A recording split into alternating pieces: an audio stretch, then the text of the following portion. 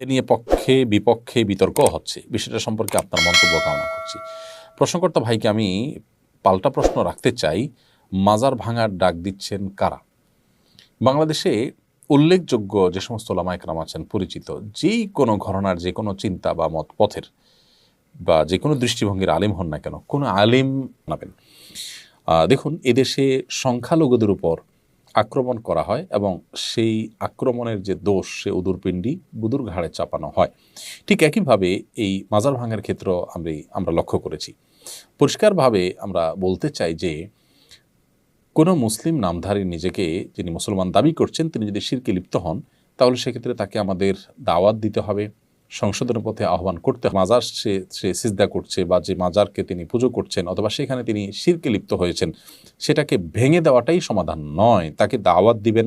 আপনি বলবেন যে দাওয়াত দিয়ে বহু মাজার দাওয়াত দিয়ে কোনো লাভ হয়েছে কিনা। আমি বলবো বহু মাজারের ভক্ত বা মাজারের শিরকারী মানুষকে আল্লাহ তাআলা হেদায়েত দিয়েছেন। আমার ব্যক্তিগতভাবে পরিচিত এরকম মানুষ আছে। আল্লাহ আমার মাধ্যমেও কিছু ভাইকে হেদায়েত দিয়েছেন বলে আমি আল্লাহ তাআলার দরবারে শুকর এবং কৃতজ্ঞতা জ্ঞাপন করছি। কিন্তু মাজার শিরক ছেড়েছে, আপনি সেটা বলতে পারবেন কিনা? দেখুন, আপনি যদি কোনো কাজ করার কারণে সেটা দিন শেষে ইসলাম এবং মুসলমানদের ক্ষতি ডেকে আনে, ইসলাম এবং মুসলমানদের দুর্নামের সুযোগ পায়, ইসলাম এবং মুসলমানদের দাওয়াতি কাজে বাধা সৃষ্টি করার কারণ হয়, তাহলে সেক্ষেত্রে সেটা মনে রাখবেন যে ইসলামের কাজ নয়, সেটা শয়তান আপনাকে নেক্সট সুরতে ধোঁকা দিয়ে আপনার দিয়ে এই কাজগুলো করাচ্ছে। কাদিয়ানীদের মধ্যে দাওয়াতি কাজ করেন এমন একজন প্রথিতযশা আলেম আমাকে বলেছেন ব্যক্তিগতভাবে, আমার বন্ধু মানুষ মৌলানা আব্দুল মজিদ। আজকাল আমি সেখানে দাওয়াতি কাজ করাটা আমার জন্য কঠিন হয়ে গেছে এবং এটাকে রেফারেন্স হিসেবে টানা হচ্ছে। আমরা অনুগ্রহ করে সবাইকে বলবো এই বিষয়ে সহনশীলতার পরিচয় দিতে এবং ওলামা একরাম আপনাদের কাউকে কাজের নির্দেশ দিয়েছেন কিনা, দিলে তার নাম বলুন। কোন ভিডিওতে, কোন বক্তব্যে, কোন অনুষ্ঠানে প্রকাশ্যে বা অপ্রকাশ্যে কোন আলেম বলেছেন আমাদেরকে বলুন। এই যে রবিউল আউয়াল আসছে, 12 রবিউল আউয়াল, সে উপলক্ষে আমরা বলবো সবাইকে সর্বোচ্চ সতর্ক থাকবার জন্য, যাতে কোনোভাবে 12 রবিউল আউয়াল উপলক্ষে যে আনুষ্ঠানিকতা হয়ে থাকে আমাদের অনেক ভাইয়েরা যেন আক্রমণ করার চেষ্টায় লিপ্ত না হন। আমরা অনুগ্রহ করে সবাইকে সর্বোচ্চ সহনশীল থাকার কথা বলবো। যেহেতু মাজার ভাঙার প্রশ্ন আসছে, সেজন্য কয়েকদিনের মধ্যেই যেহেতু রবিউল আউয়াল শুরু হচ্ছে, 12 রবিউল আউয়াল শুরু হচ্ছে, সেজন্য সে বিষয়ে আমরা সবাইকে উদাত্ত আহ্বান করছি সর্বোচ্চ সহনশীলতার পরিচয় দিতে। মনে রাখবেন, এগুলো কোনো অবস্থাতে একজন দায়িত্বশীল মুসলিমের কাজ মুসলমানদের উপকারের চাইতে ক্ষতি বেশি হয়, তাহলে সেটা শয়তানের পরিকল্পনা বা সেটাতে শয়তান খুশি হবে, এটা বলাই বাহুল্য।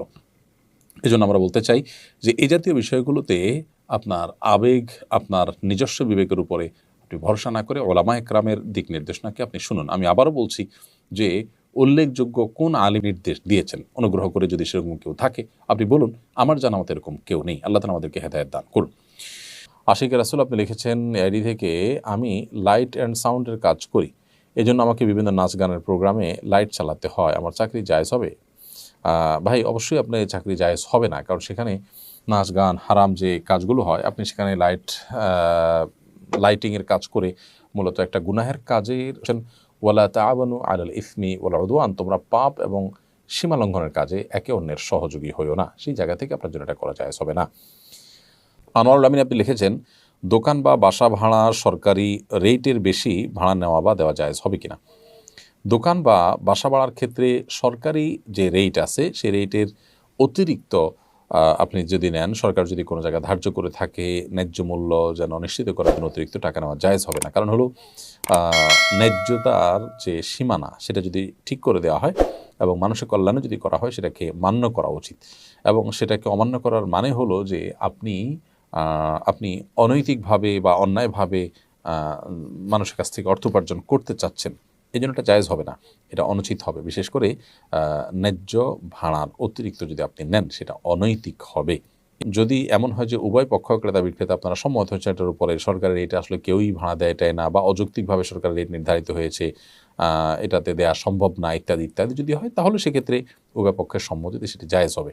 আর যদি সরকার যেটা নির্ধারণ করেছে সেটা আসলে অযৌক্তিক নয়, তাহলে সেক্ষেত্রে সেটা মান্য করা উচিত। বিশেষ করে জমি কেনা বেচার ক্ষেত্রে আমরা জানি সরকারি যে রেট আছে সেটা আসলে কোনো যৌক্তিক রেট নয়। বিশেষ করে শহরাঞ্চলের জমির যে সরকারি রেট আছে অনেক কম। কোথাও হয়তো একসময় ছিল সরকারি রেট, সেখানে নির্ধারিত হয়েছে, এখন সেটা খুব ভরাট জায়গা, সুন্দর দামি জায়গা, সেটা বহুগুণ বেশি এখন বিক্রি হচ্ছে। এখন কেউ সরকারের দামে কিনতে বা বিক্রি করতে বাধ্য নয়। এরপর প্রশ্ন হলো, বর্তমান পরিস্থিতিতে অনেকে আইন হাতে তুলে নিচ্ছে, যাদের ব্যাপারে মানুষ সংঘবদ্ধ হয়ে আঘাত করছে তারা জালিম, তবু আহ, তারা আইন নিজের হাতে তুলে নেওয়া সঙ্গত হচ্ছে কিনা। কেউ যদি অন্যায় করেও তারপর আইন হাতে তোলা জায়েজ নেই, কারণ এর মধ্য দিয়ে একটা সমাজ বিশৃঙ্খল হয়, এর মধ্য দিয়ে অনেক অন্যায়ের পথ সুগম হয়।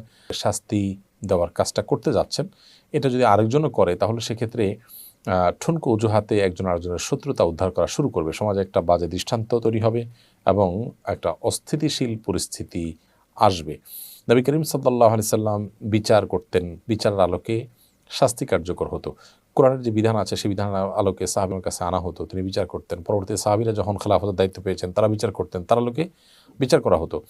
তো বিচার, প্রত্যেকটা ব্যক্তি যদি বিচার ভার নিজের হাতে তুলে নেন তাহলে সেক্ষেত্রে সমাজ বিশৃঙ্খল হবে, যেটা ইসলাম সমর্থন করেন এবং আমাদের জন্য একটা সুন্দর আবাসভূমির পথে যেটা সবচেয়ে বড় অন্তরায়গুলো রেখে আমাদের জন্য জায়েজ হবে না। নাজিমউদ্দিন লিখেছেন, আমি দুবাই থাকি, এখানে মসজিদে প্রায় দেখি কিছু কিছু আরব হাফ প্যান্ট পরে মসজিদে আসেন, নামাজ পড়েন, এটা আপনি কীভাবে দেখবেন একটু জানাবেন। কোনো কোনো মাযহাবে মানুষের রান কিংবা হাঁটু এগুলা সতর নয়, যার কারণে সেগুলোকে তারা প্রদর্শন করেন, কিন্তু বিশুদ্ধ মত এবং হানাফি ফোকাহে কেরামের মত অনুযায়ী হাঁটু পর্যন্ত আপনাদেরকে ঢাকতে হবে, রান সতর অংশ। সেই জায়গা থেকে তো গুনাহগার তারা সন্দেহাতীতভাবে, আর একটা দৃষ্টিকটুও বটে।